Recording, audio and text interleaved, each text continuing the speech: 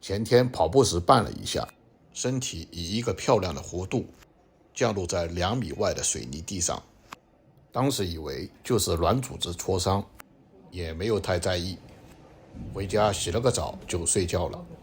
整个晚上因为咳嗽以及体位的变动，剧痛而且呼吸困难，熬到早上去奥克兰医院急诊。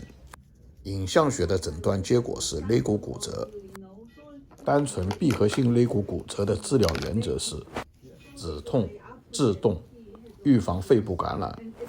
要求出院回家，配了些止痛药也不敢吃，怕引起便秘，强忍着躺在床上。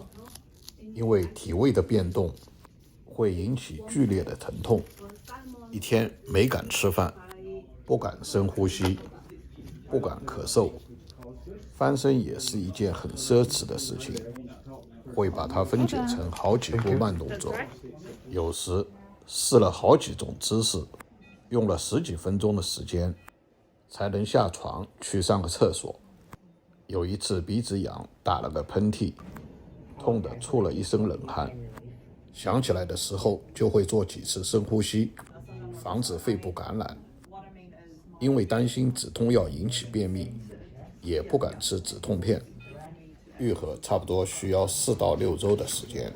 感谢观看，恳请订阅。